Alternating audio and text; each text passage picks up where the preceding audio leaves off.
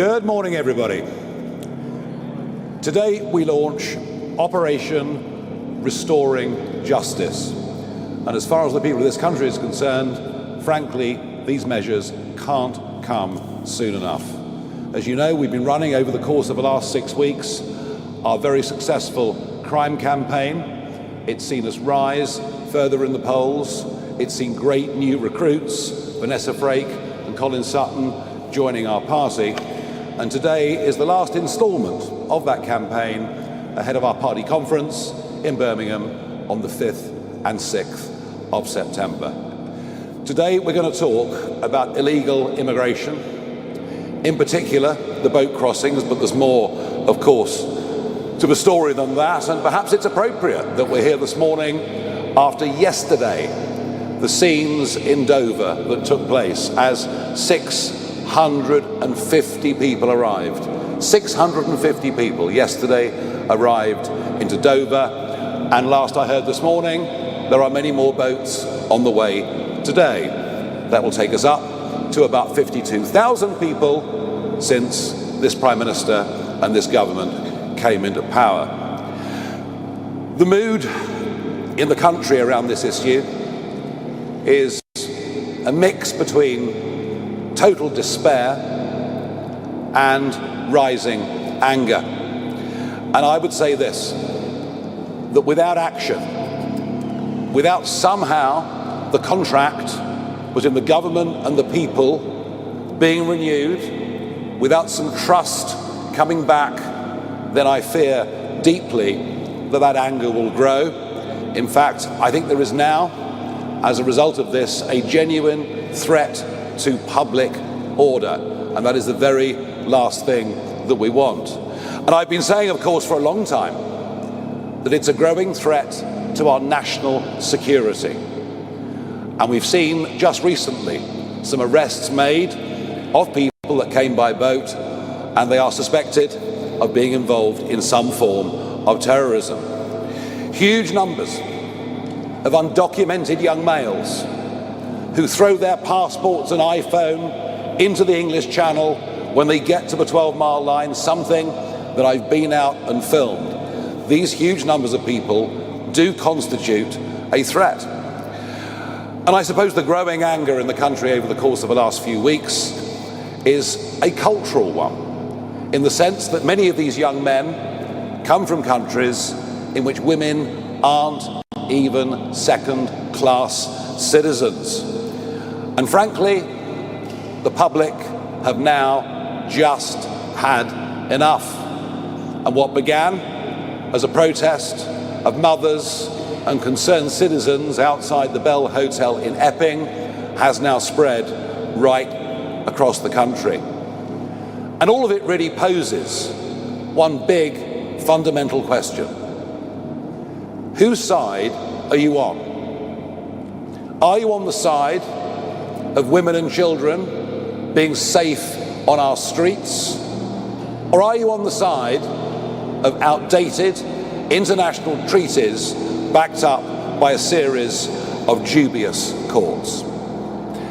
The Channel crisis began with a trickle of dinghies in 2018. The numbers in 2018 and 19 were very small indeed.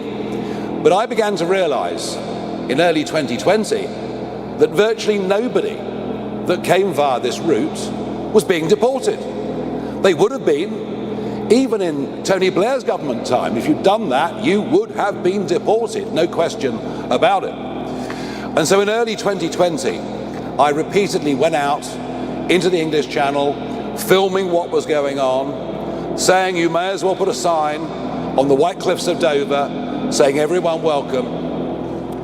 And unless we start deporting people, I predicted this would turn into, and yes, I use the word, invasion. But 180,000 people later, what other word could possibly describe what has been going on?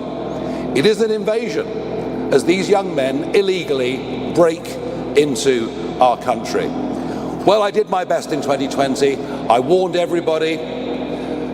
I said, unless we deport, the crisis will worsen considerably. But I'm afraid that the Conservative government for the first few years, did literally nothing. Literally nothing. And then belatedly, they put in place a Rwanda plan, they put in place legislation, but none of it could work because they hadn't got the courage to face up to the legal obstacles that made sure, despite spending huge amounts of money on these plans, that nothing was actually going to happen. Rishi's Stop the Boats was a total failure, and frankly, anything that party or people who were ministers at the time in that government have to say, we've got to take with a very, very large pinch of salt. And then, of course, we had Keir Starmer, the lawyer, the man whose second speech as Prime Minister in the House of Commons was where he outlined his love for the European Court of Human Rights, a party many of whom have done very well out of the human rights industry.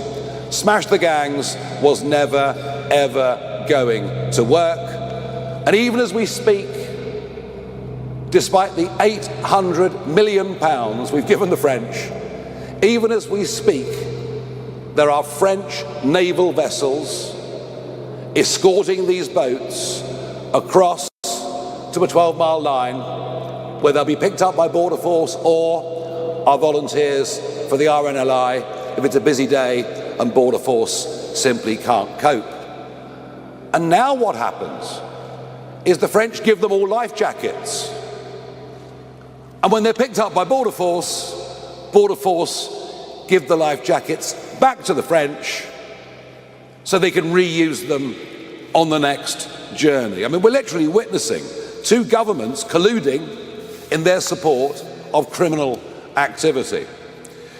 Well, this issue has become a scourge of modern Britain. Just think about the hotels. Think about the houses of multiple occupancy, and not just the cost of it, but think how unfair that is. Unfair to the 1.3 million British people currently on the social housing list. Unfair to those who have legally made their way into the United Kingdom. It's unfair.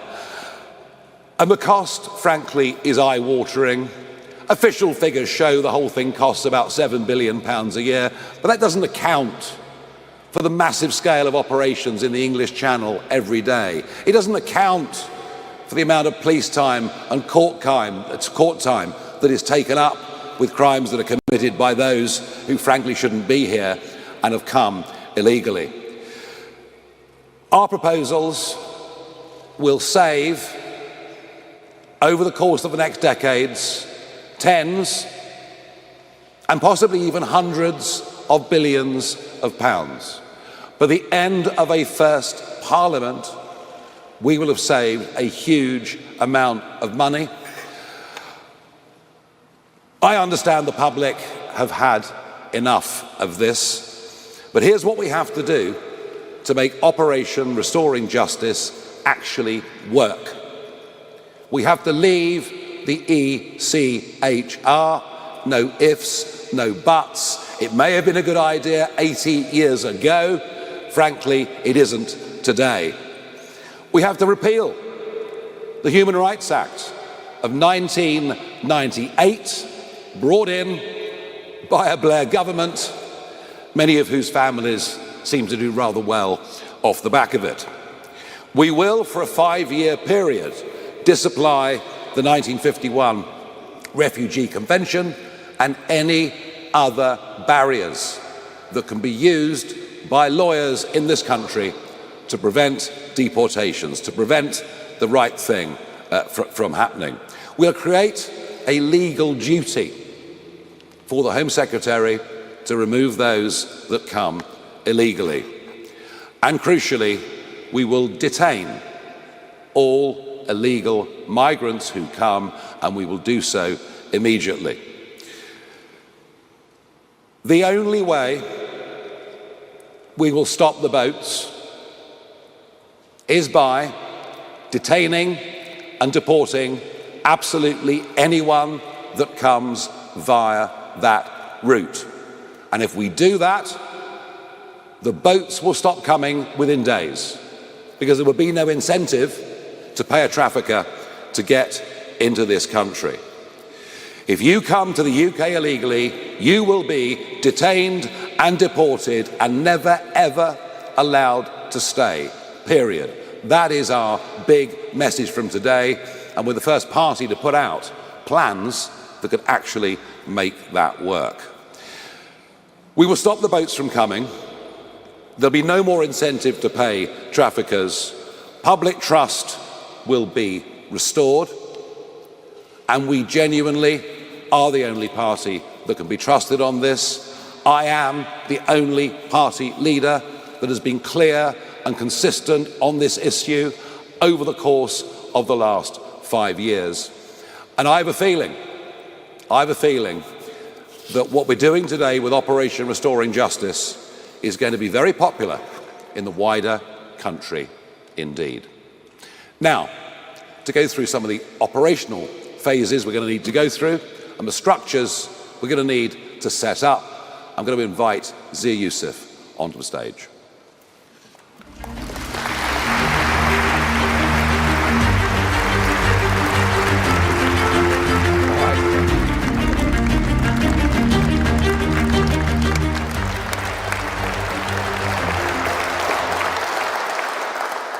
Thank you, Nigel, and thank you all for coming. Look, for decades now, successive Tory and Labour governments promised to get tough on illegal immigration.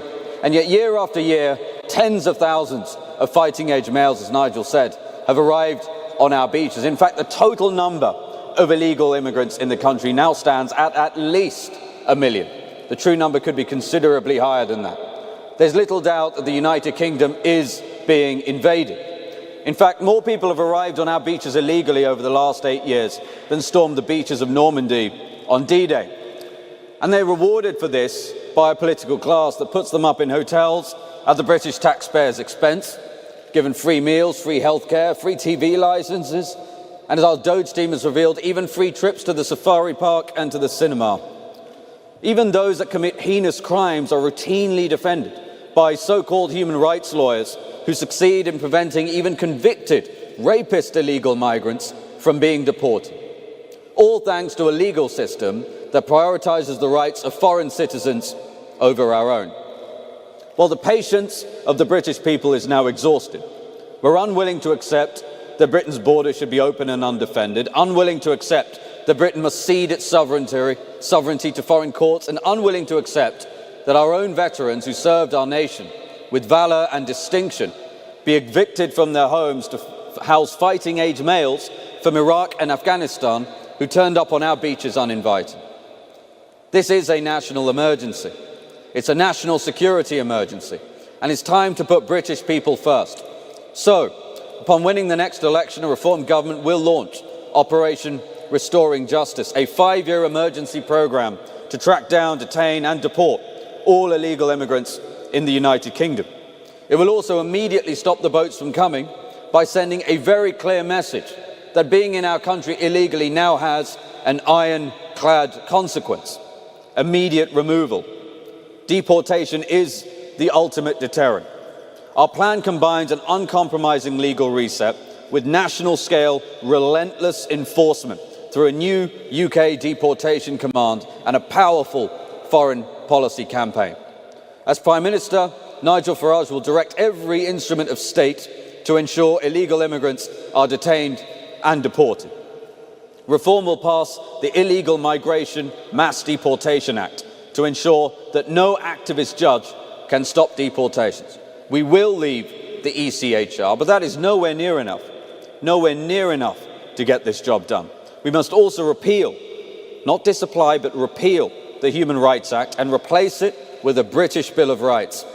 We'll create a legal obligation for the Home Secretary to deport everyone illegally in the country, and will disapply all international treaties that are used to keep illegal migrants in this country. And yes, that means disapplying the 1951 Refugee Convention and the UN Convention Against Torture and the Council of Europe Anti-Trafficking Convention. That is a non-exhaustive list. These treaties will otherwise be used by activist judges to frustrate deportations, even after the repeals of the Human Rights Act and even after the UK leaving the ECHR.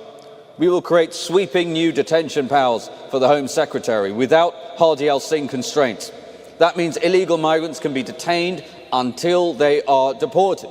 This is essential because activist lawyers routinely use Hardy Singh to secure their client's bail, after which the client disappears. And we'll pass a law that makes clear that if you came to this country illegally, you will never be granted asylum. End of story.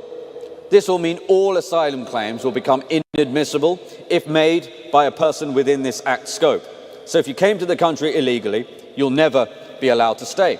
It strips the Home Office, the immigration tribunals and the higher courts of jurisdiction to even consider asylum claims, because a claim that cannot be considered cannot suspend removal and therefore cannot delay a flight. Nothing less than what we've just described will do. And when Nigel's Prime Minister, there will not be a lawyer nor a judge in the country that will be able to prevent a deportation flight from leaving. If you come to the UK illegally, you will receive a lifetime ban from ever coming back to our country. Re-entering after deportation will become a criminal offence, punishable by up to 5 years in prison. Deliberately destroying your identity documents, having come here illegally, will also become a criminal offence, punishable by up to 5 years in prison. We will pair this legislative reset with a UK deportation command. That is a dedicated force to identifying, detaining and deporting illegal migrants at scale. We'll create a cutting-edge data fusion centre that will automatically share data between the police, the Home Office, the NHS, the DVLA, HMRC and banks. This will allow Deportation Command to relentlessly track down and detain all those who entered our country illegally. We'll build capacity to detain up to 24,000 illegal migrants at a time. That enables us to deport up to 288,000 illegal migrants a year. Detention will mean deportation. No chance of bail, no chance of absconding. We will expand charter flights to 5 departures every day, and to guarantee success, His Majesty's Royal Air Force will keep a Voyager aircraft on standby as a hot spare. So even if a plane has mechanical issues, flights will not be stopped, deportations will not be delayed. And beyond our shores, our Foreign Office will act with the urgency of a nation that is determined. Return agreements will be secured. Countries of origin will take back their illegals. Where persuasion and financial incentives fail, we will use leverage. If a country refuses to take back their illegal migrants, we will stop issuing visas to people from that country, and if necessary, we will sanction them. Let there be no doubt, those who arrive illegally will be detained, deported, and banned for life from re-entering the United Kingdom. And this is not just a national security emergency, it's a fiscal emergency too. Right now, Britain is spending more than £7 billion every year on the costs of illegal immigration, and that excludes the huge cost items like the burden on the NHS. Billions are spent on hotels, community housing and welfare for those who have no respect for our laws. Those who obey the rules are forced to pay for those who break them. The cost of deporting those who are illegally will be £10 billion over 5 years, but in that same period, our plan will save the taxpayer over £17 billion. So the net saving to the British taxpayer will be very, very significant over 5 years. And over a decade, the savings will exceed £42 billion. That is money that is returned to hard-working families, to our schools, to our NHS, and to rebuilding Britain's prosperity. This is a transformative plan that will mean those who are here illegally will be deported at unprecedented speed and scale.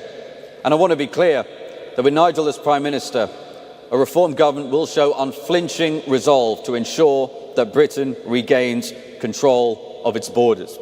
The hopes and the dreams of British people and their children rests on their government's willingness to do what it takes to defend and secure our country's borders and keep them safe. A reformed government will ensure that the United Kingdom will once again be a proud sovereign nation with full control of its borders.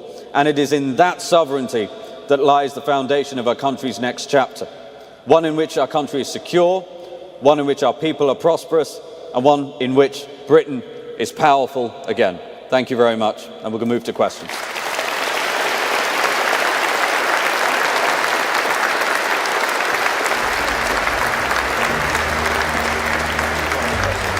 That side, maybe I'll go this way.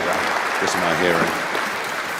Zia, thank you very much indeed. Right, we have a pretty extensive list of questions from the press, and the first up is Ben Wright from the BBC.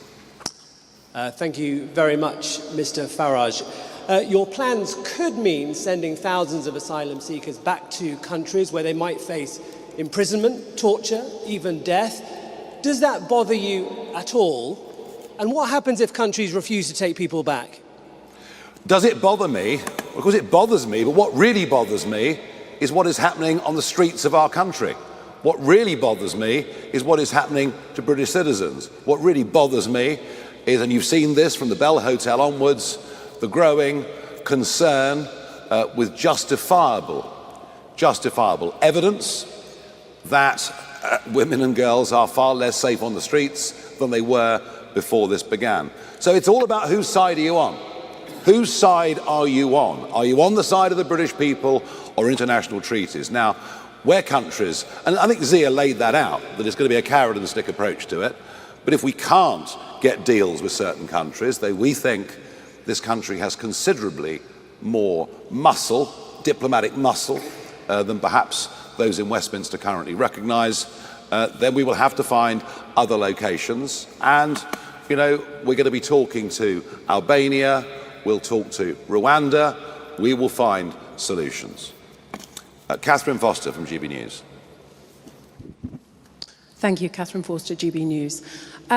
Nigel Farage, last September you told GB News that it was a political impossibility to deport hundreds of thousands of people and that you simply couldn't do it.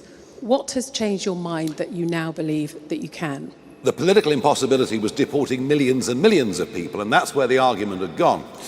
We had a situation, a political difficulty within Reform UK. This does happen to parties. They do have difficulties and problems.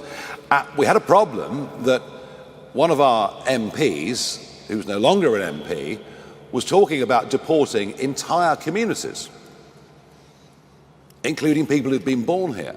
And frankly, we found that unacceptable. And so I just did not want, I think you can quote me for another interview, to get dragged down the route of mass deportations at that stage. We have sorted out that political internal difficulty that we had, and since that time, the work has been done on a credible plan so that we can deport hundreds of thousands of people over the 5 years of a Reform government. Thank you. Harry Horton, ITV.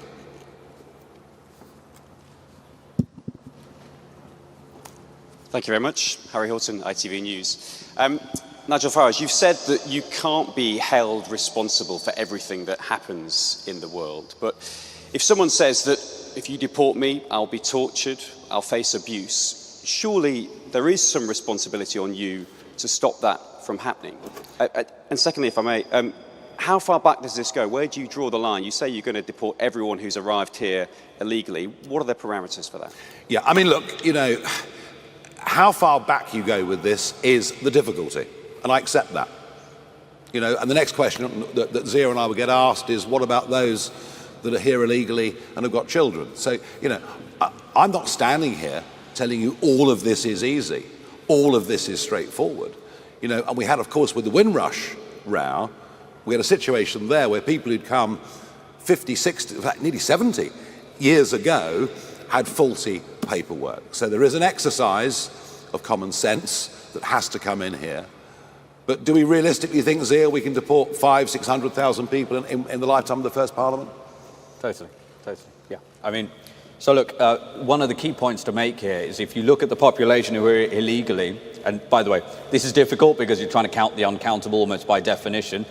You're talking north of 650,000 adults without children who are in this country illegally. And by the way, those are the ones the British people are most concerned about. They're the ones who in some cases are terrorising local communities, hanging around bus shelters. Let's start with deporting them. Let's get that done promptly and efficiently. Yeah, and of course, once we start this, people will not in future be coming to Britain illegally. The precedent for this is Australia in 2012, where within 2 weeks of Tony Abbott taking the right actions, the boats stopped coming from Indonesia. The solution to this is not difficult. It's been the lack of political will to put in measure the right places is why we're now in this position where, as I said earlier, the public are between a mixture of utter despair but increasing and growing anger. Serena Bankin-Singh from Sky. You've said that you're going to detain anyone who arrives via small boats. Will that apply to women and girls? And what about unaccompanied children? Will they remain in Britain while their parents are turfed out? And then you said you would leave the UN Torture Convention. Australia and the US haven't done this. Are you comfortable of the risk of people being killed or tortured if they're sent back to their country of origin? And will pulling out of these international treaties lose UK credibility on the international stage? Well, we're talking about disapplying for up to 5 years a variety of conventions that do need broader debate and certainly at a UN level need reform and change. As far as the ECHR is concerned, we're very much of the view that it's a body that they say is separate from the European Union, but you know, I could walk from my office in Strasbourg straight into the European Court of Human Rights. They're joined at the hip. I don't see any prospect, frankly, in the short term, of the ECHR being reformed. Now, you might argue that Germany, who now, of course, have a whole series of deportation flights set up. You might argue that Denmark, which now has a zero asylum policy, you might argue that, well, if those countries can do it, why can't we do it? But, of course, the problem has been our own judiciary. We have to remove the tools from our own judiciary for them to be a barrier to this process. And yes, women and children, everybody on arrival will be detained. And I've accepted already that how we deal with children is a much more complicated and difficult issue. But you know what? The people protesting outside the Bell Hotel and at 30 migrant hotels on Saturday around the country weren't doing it because of the few children coming. They were doing it because over 3/4 of those that come are young, undocumented males who come from cultures that are entirely different from ours, who are very unlikely to assimilate into our community, who pose a risk to women and girls, and some of them, I'm afraid, pose a risk to national security. So that's pretty clear, I think, what our priorities are. Paul McNamara, Channel 4. Hi, Mr. Farage. There is a realistic possibility that if you go forward with this, there might be a case where someone arrives in the UK by a small boat, you send them back to the country from which they came, and they will be tortured or killed because of a decision that you've made. How does that sit with you? Well, the alternative, of course, is to do nothing. I mean, that's the very clear alternative, is we just do nothing. We just allow this problem to magnify and grow. We head to a point where and I genuinely, I'm not, I don't want this to happen. I want our proposals to be accepted so that we can prevent civil disorder from happening. But that is the direction this country is headed in. And we cannot be responsible for all the sins that take place around the world. It's just literally impossible. But we can recognise that the primary duty of a British government is to protect the integrity, the safety and security of its own people. That's why we have to do this. I mean, Zia said in his speech that nothing short of these measures will work.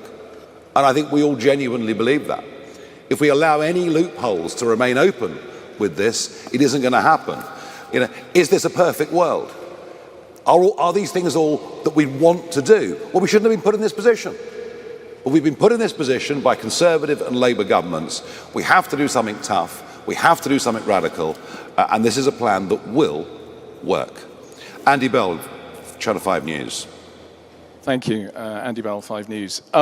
So if you're able to implement your policy, do you accept that that means border force agents going into towns, looking for people who are here illegally, maybe who already have families, maybe who already have children.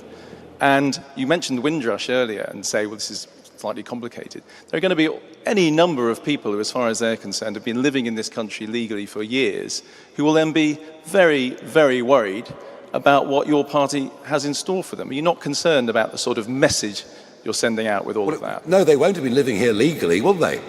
They would have been living here illegally. So, for instance, the people caught up in the Windrush episode, the whole point was that their situation was not clear. So would they be covered? Windrush was a mess over paperwork. Yeah, and I understand that. It's why I made mention of it earlier. Will Border Force be seeking out people who are here illegally, possibly many of them working in the criminal economy? Yes, it's what normal countries do all over the world. It's what normal countries do.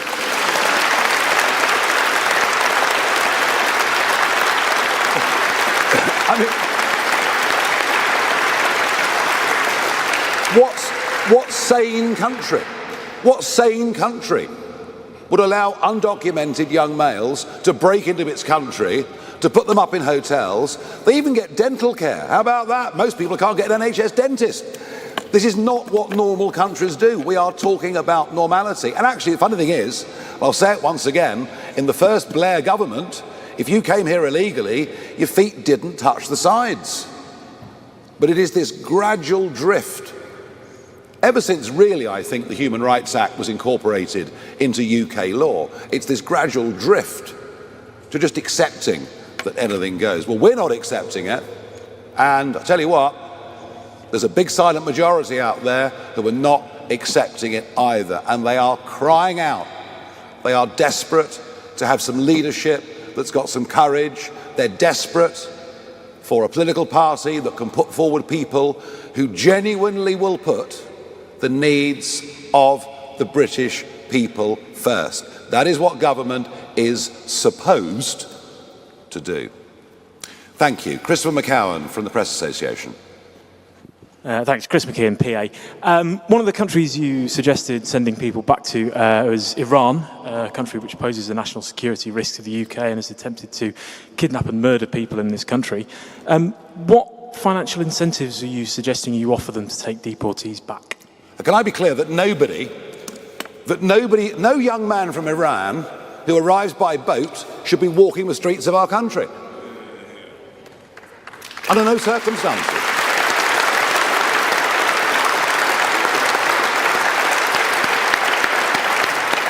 Absolutely no way, never. That shouldn't be done. But actually, it's quite interesting that Germany now has this massive deportation flights going, including Iran, I think. Well, what we're seeing, one thing I just want to very quickly make about when we're talking about returning people to Afghanistan or returning people potentially to Iran, or I was asked earlier today, would you send young women, would you send women back to Afghanistan? Well, what about the fact that men from Afghanistan, because it's predominantly men from Afghanistan and Iran are streaming across the channel illegally on almost a daily basis. In fact, sometimes they say, would you send them back to, quote, woman-hating Afghanistan? Well, why are British women being subjected? Because it's not the women who are coming. In fact, most estimates put the total population of women and young girls from Afghanistan in this country legally at less than 2,000. Less than 0.2% of the total illegal migration population. So these are totally bogus questions, frankly, and we should be talking about the much bigger issue about the safety of British women and girls. Yep. Okay.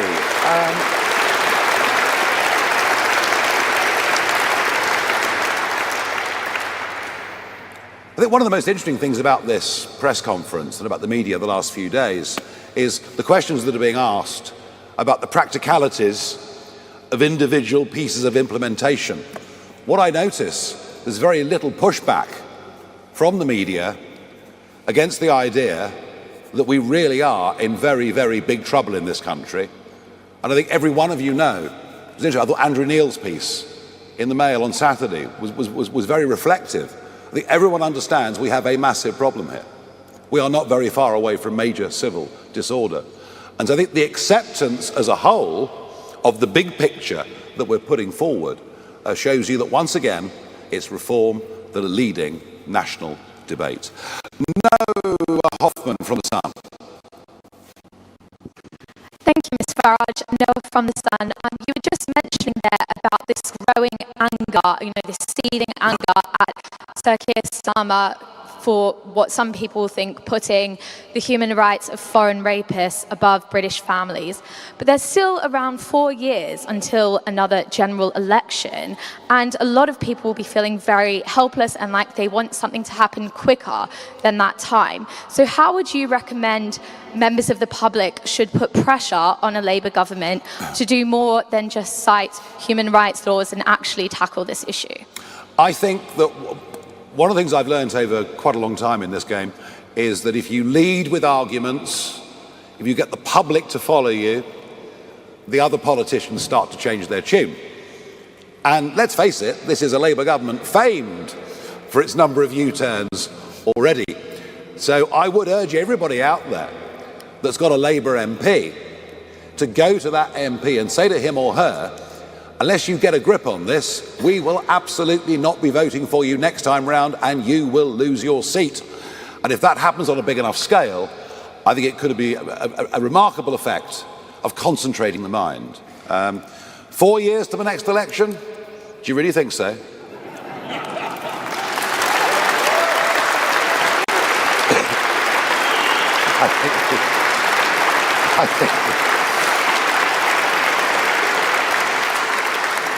I think the 30-year bond market is giving us a somewhat different indication, particularly as we have a Chancellor of the Exchequer dubbed famously by my colleague Lee Anderson as Rachel from Accounts, who is clearly desperately out of her depth. And actually, I'm not sure there's anybody in the Cabinet that really has a clue how to turn around the economic downward spiral and possibly even fiscal doom loop that we're beginning to enter into. So they may not last quite as long as you think. Martin Beckford from the Mail.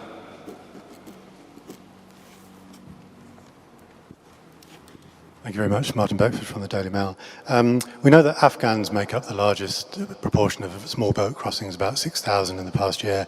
We know that lots of people who work with British and American forces are still trying to flee the Taliban. Would you make any exceptions for them and allow them to stay? Yes. Yes, absolutely. Right. There were brave Afghans who supported the British forces and American forces during that 20-year war, who, of course, absolutely, of course, deserve recompense for the enormous risks they took. And by the way, Martin, just bear this in mind. This country has taken 500,000 refugees since the Brexit referendum. This country is not close-minded to groups that genuinely face persecution, to groups that genuinely are refugees. We just don't believe, by any traditional definitions of a refugee, we just don't believe those people crossing the English Channel, or at least very few of them, tick that box. Carry on. Will you have a scheme continue some of the resettlement schemes? Yes, but of course, once again, the whole thing's been messed up beyond all belief.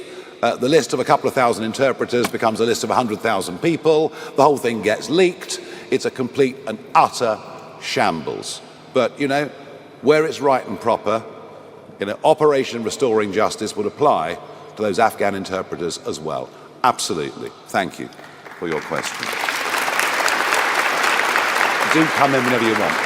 Can I just very quickly mention, to the degree someone wants to make the case for legitimate asylum claims, as no doubt some may exist, those can only ever be taken seriously when you have a secure border and you actually have control about who's coming. This is one of the biggest problems.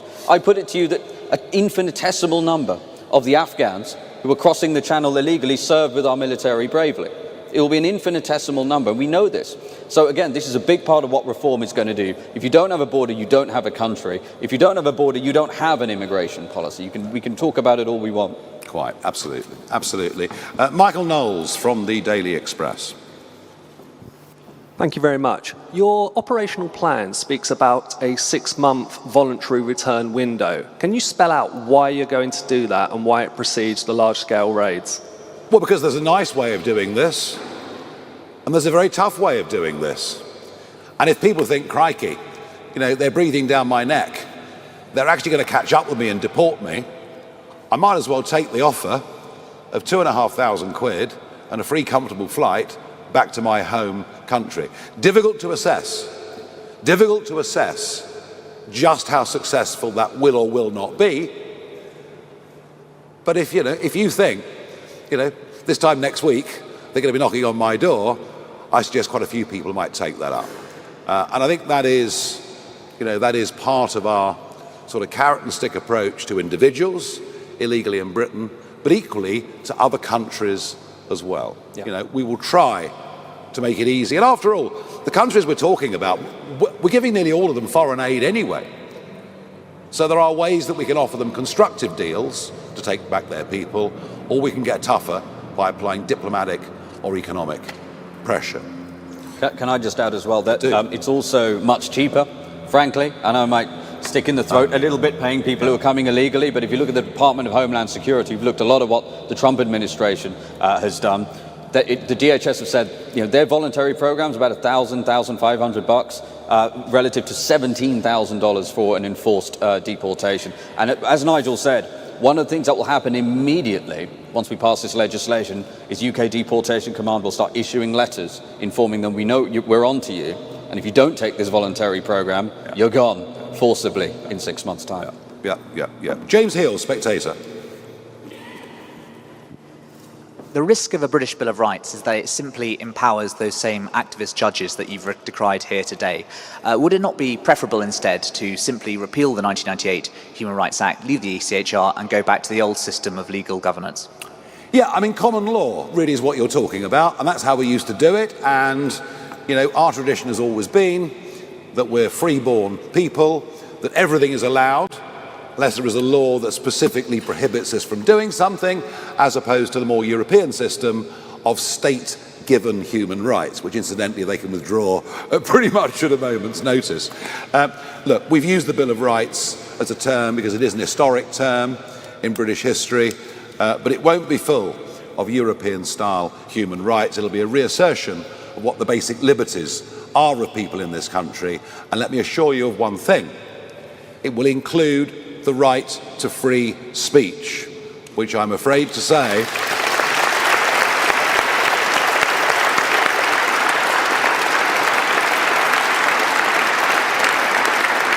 and yes, we all want to protect children, but I'm afraid to say that the recent legislation, the Online Safety Act that has come in, is already genuinely curtailing free speech in this country in a way that I think is deeply, deeply alarming. Aubrey Allegressi from The Times. Hello, Mr. Farage. Aubrey Allegressi from The Times. There are a very few number of disused or surplus RAF bases. So to prove that this plan is viable, can you name any that you would use either to hold migrants or to operate deportation flights from? And would they, for example, include RAF Scampton? And if I may, why do you want these powers to sunset after 5 years? Is it because you're concerned they could be used by a future government in a way you don't foresee? No, because, look, we do think there is hope that the 1951 Refugee Convention at the UN can be revisited and redefined for the modern world. So we've done it for a period of 5 years, and we'll see where we go after that. Can I just make one thing very, very clear? That the last government and this one have been housing people in military bases. 1 or 2 campaigns have stopped them using certain particular geographical locations, but quite a few have been used around the country. So you get put into a military base, but you're free to walk the streets at night.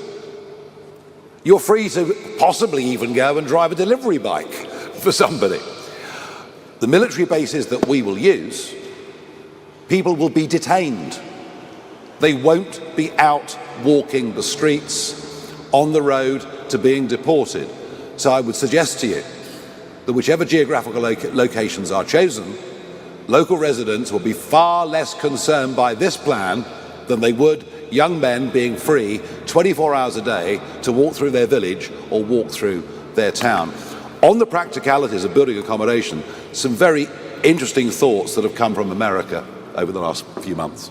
Yeah, look, there's 100,000 square miles of landmass in this country. We're going to need about a third of 1 square mile for the entire detention estate of the incremental 21,000 that we're talking about here. And Trump, whatever you think of President Trump, he has cut illegal border crossings by 97%. They said that it couldn't be done. He has done it. How? Because ICE has gone out, made 150,000 arrests and embarked on these deportations. If you look at the detention capacity he created in Florida, he created 3,000 beds in 8 days. If we were to be able to do it at that rate, we'd have the whole 24,000 up and running in 2 months. That's not in our numbers, but there is modern technology. These steel modular structures, these are all things that we can use. This notion that Britain can't do anything, Britain can't build anything, is for the birds. It's just about the political will. Yeah, and we managed it, didn't we, at the start of COVID with the Nightingale hospitals, which sprang up in no time at all.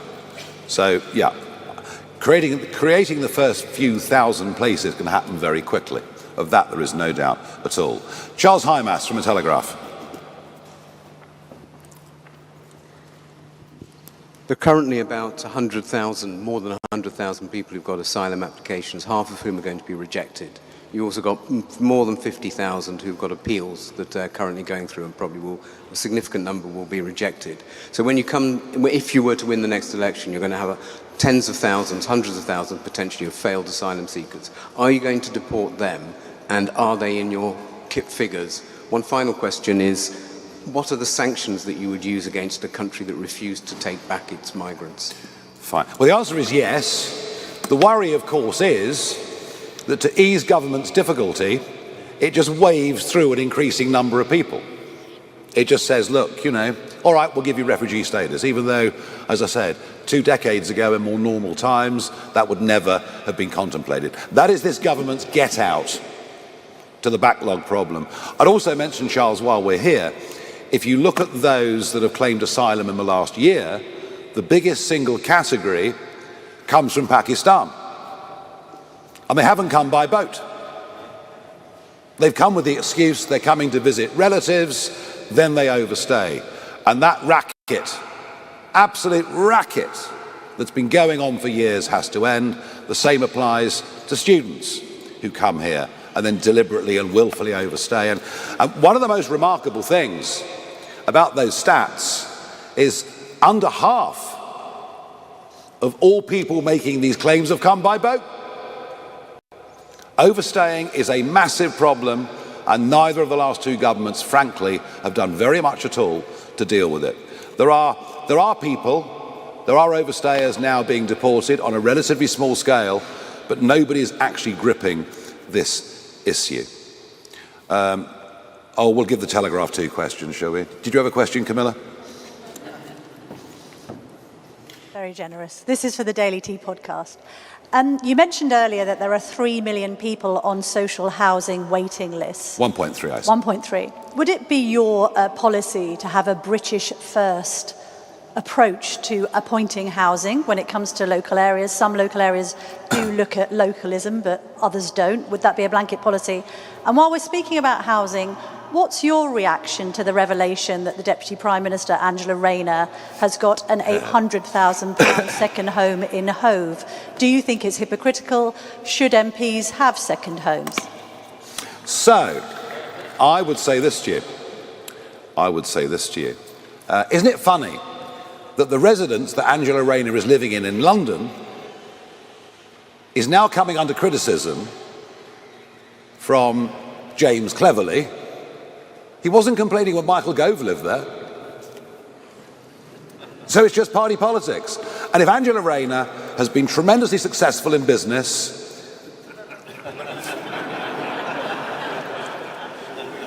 and managed to acquire a property portfolio and done it properly, well, jolly good luck to her. And this whole sort of hair shirt approach. I mean, I think probably most of the press want politicians in sackcloth and ashes, would like us all to go vegan and give up drinking. Well, it's not happening here. That I can assure you. Do you want to answer the other bit or not?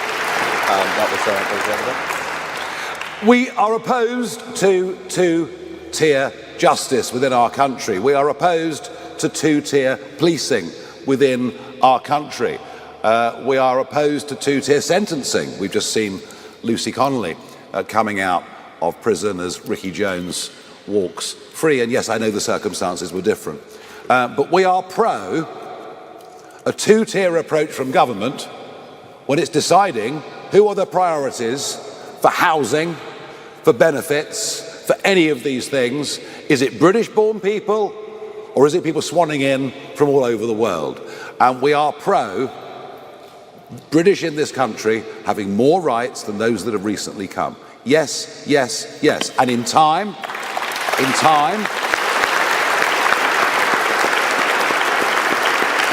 know, I mean, if you go to Australia, you can't access the health system. Doesn't happen. You've got to pay your insurance for 4 or 5 years. You commit a crime, you'll be deported. We've just been so weak on all of this. We welcome those that will come, will benefit our society, integrate, contribute, and in time become British citizens and have the full rights of everybody else. But I'm afraid that's just not what is actually going on. It hasn't been, frankly, for many, many years. Natasha Clark from LBC. We are getting towards the end, folks, I promise you. Natasha from LBC. You talk about a self-deport app in your document today. Can you tell us about how that would work? And second, you talk about the risk of unrest on our streets. You obviously know this plan is going to face legal challenges, operational issues, political pressure. Your opponents are going to absolutely throw the book at you to try and stop this. What is your message, firstly to them, and secondly to voters whose trust is absolutely on the floor over this issue? Prime Ministers have repeatedly failed to do enough about this and fix this very tricky problem. We've got years of promises. Why should the public trust you? Well, you're right. I mean, you know, every Prime Minister since David Cameron has said clearly, if you come to Britain illegally, you will be removed. And they all do it. And none deliver. Although I think they say it because they think the public wants to hear it rather than they actually mean it. The fundamental point of your question is correct. That the social contract that exists in this country between those that work and pay their taxes and those that govern them is at a very, very fragile moment. That trust in politics and trust in politicians, frankly, it's certainly never been lower in my lifetime, and I think you might have to go back a long way in history to find a parallel period. So the restoring of that trust is absolutely vital. A lot of people around the country who say they're going to vote reform believe that we're pretty much the last shot. Pretty much the last shot. That if we don't win that election and start putting in place some of the very necessary changes that are needed, then goodness only knows what this country will look like in 10 years' time. Goodness only knows how many more talented people will have left. Not just the ultra-rich, but the young, ambitious, hard-working. So it is vital that we do this. All I can say to you is there's nobody on these issues of sovereignty, on these issues of national self-interest, on these issues of predicting what would happen in the future and it coming true. There is nobody more determined to do this than me.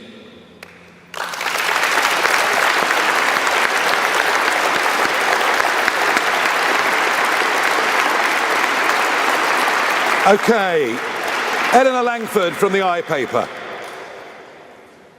Hello, Mr. Farage. Just to confirm, are you willing to negotiate with the Taliban and potentially pay them tens of millions of pounds to allow increased returns from the UK? And one more, if I may. Are you concerned that leaving the ECHR could jeopardise the Good Friday Agreement?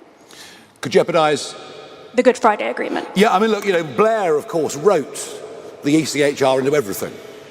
He wrote it into everything to try and embed it deeply in British law. Can we renegotiate the Good Friday Agreement to get the ECHR out of it? Yes. Is that something that can happen very, very quickly? No, it'll take longer. It'll take longer. So unfortunately, and for a variety of reasons, previous governments have placed Northern Ireland, I'm afraid, in a different position to the rest of the United Kingdom, something that we vigorously opposed. It will take a little bit longer with Northern Ireland. Zia? Yeah, so look, I just want to very quickly go back to the question about the app as well, because again, we want to emphasize that the goal is to get as many people to leave voluntarily. And what Deportation Command will make very clear, they will issue dates once they've tracked people down. This is the date that you will be arrested and you will be deported. Going back to the earlier point as well about why should people believe Nigel when so many political leaders have stood in front of the British people and said we would do it? Well, one of the signs that this is going to work is how, number one, the human rights lawyers, the so-called human rights lawyers, are furious. That's a really good positive indicator that this plan will work, because these people, there's an industrial complex. I've seen this in courtrooms, an industrial complex of so-called human rights lawyers who defend the human rights of foreign citizens at the expense of British ones. And to James Heal's question earlier about the British Bill of Rights, I will tell you this. The draftsmen who put this legislation together have been under a very, very clear and strict instruction. But Nigel's the Prime Minister. There will not be a judge in the country that will be able to prevent a single plane from departing. And that is why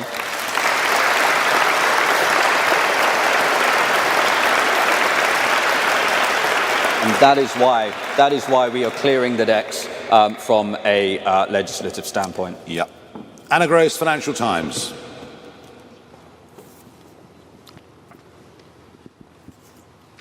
Thank you. You said that we're facing a massive and unprecedented crisis of people coming over to the country to claim asylum. The numbers have gone up.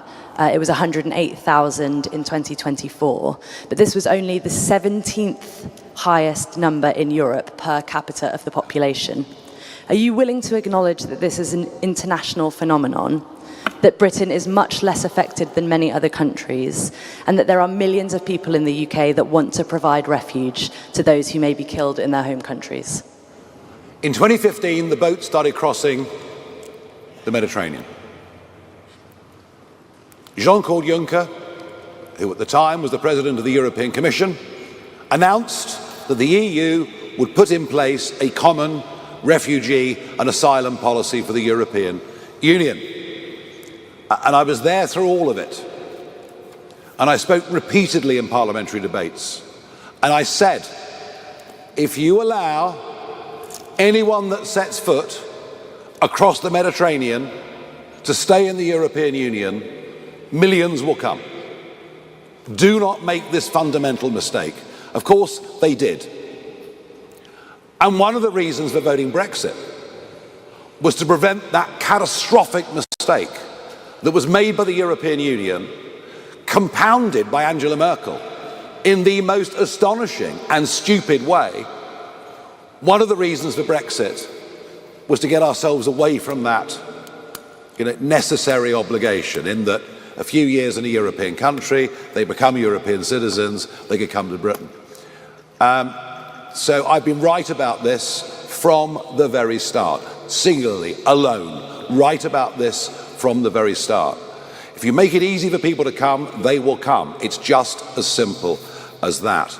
And it is, to the deep regret of everybody, especially 17.4 million Brexit voters and many, many more, that despite the fact we've got back control of our lives, we've actually not bothered to use it properly. We should not be paying for the mistakes of the European Union.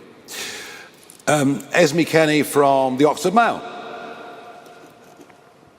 Thank you. Esme Kenny, Oxford Mail.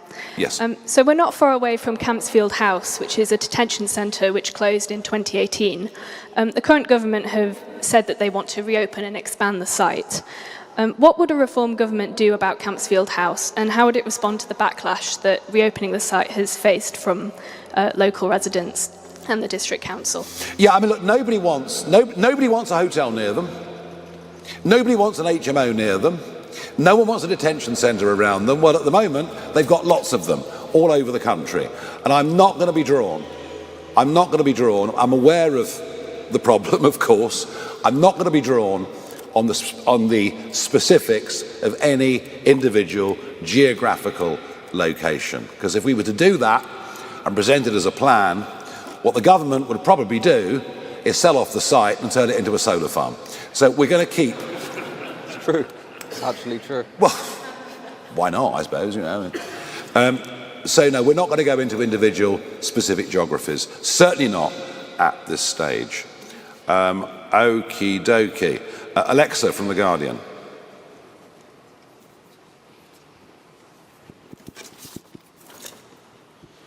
Thank you. Elisa Addy from The Guardian. Misspelled, sorry. Yeah. Sorry.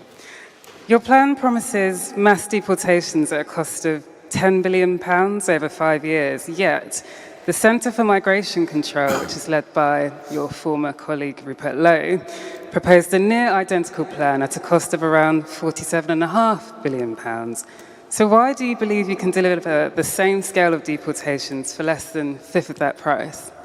Because Zia is really good at maths.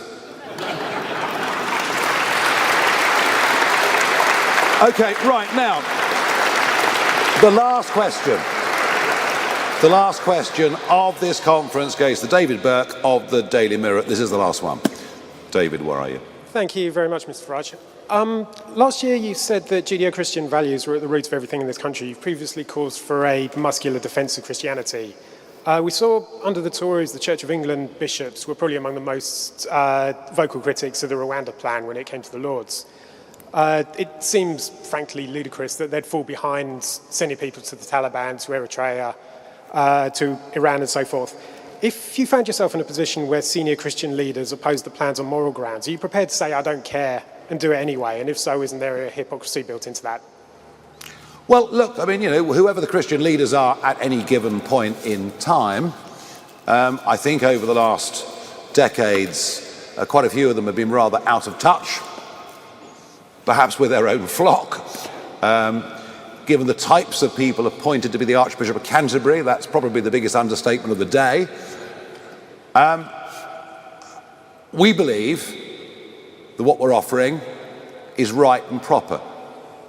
And we believe for a political party that was founded around the slogan of family, community, country, that we are doing right by all of those things with these plans we put forward today. Somebody else asked me a moment ago about the pressures from the establishment that we'll face.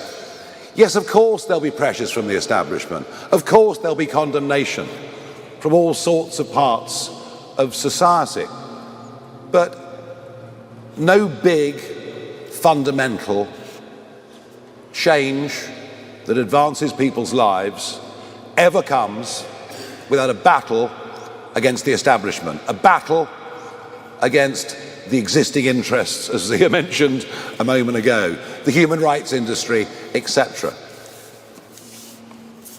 Some of this will be hard, but that's why we have to get a proper mandate for it at an election, and it's why I believe that as a result of what we're doing today, the general centre of gravity of this debate will move considerably between now and the next general election.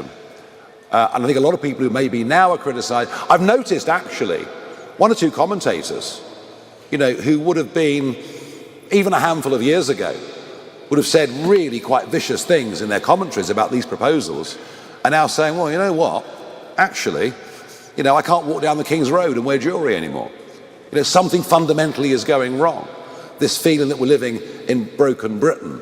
And this is, of course, but one part of broken Britain, but it's the most visible part, and it's the part that is leading to the greatest anger in the country.